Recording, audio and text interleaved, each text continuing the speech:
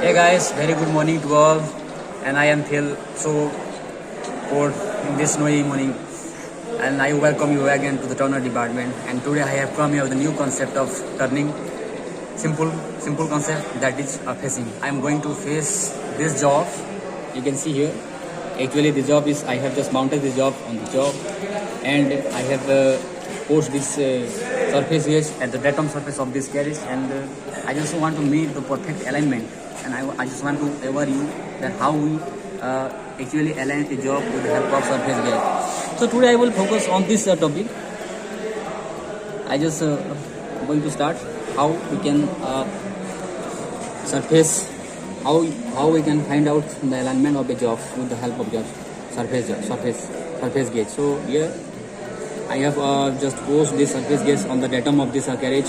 Yeah, this is perpendicular, and just you pose this pointer, this marker to the center of this round job, such like that this pointer, this marker is in a proper line, the perpendicular line to the center. Here you can see video it is how is it there. You can see the pointer of this surface gauge is in a such line that this is properly in a perpendicular line to the center of the axis, 0.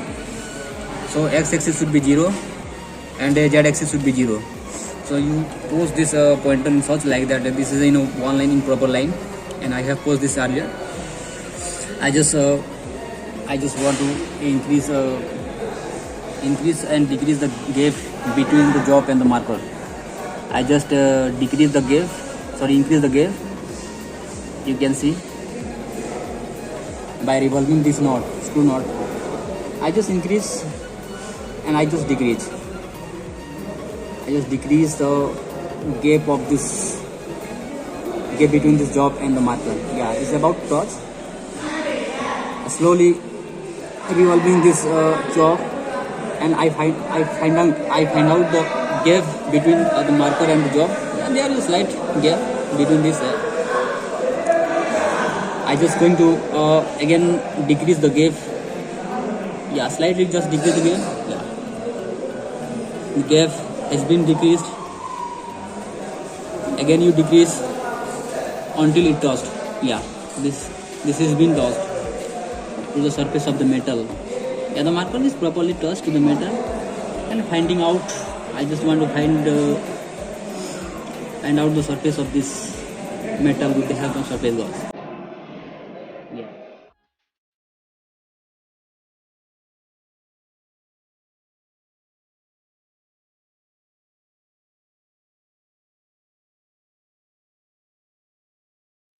I just revolving the job and finding out the gap between the metal and the surface gauge pointer. Yeah, there is a slight bit gap found between the surface of the job and the pointer of the surface gauge. Yeah, I just decrease the gap between this.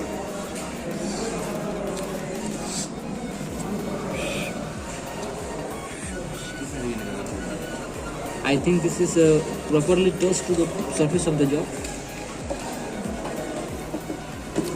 Yeah, this point is untouched to the surface of the metal, because here this point, you can see, zoom the video, I have to push a little bit at the opposite side of this metal. So I have to revolving opposite side of this job, the opposite side of this job, so this person. So I have to push a little bit force on this job of this metal. Before you are going to force,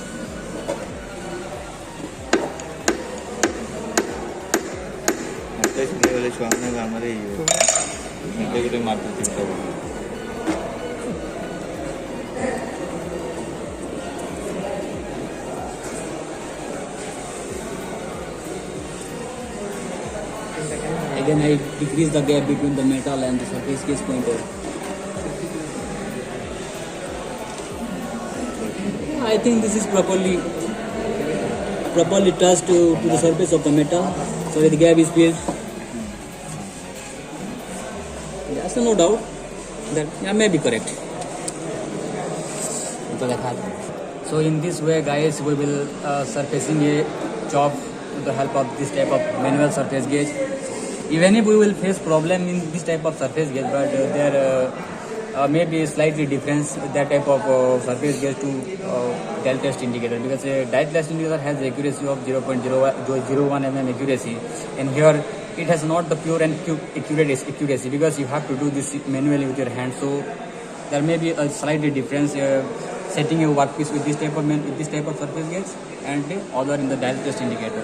Thank you very much for watching this video. Subscribe, comment, and share as far possible. Thank you.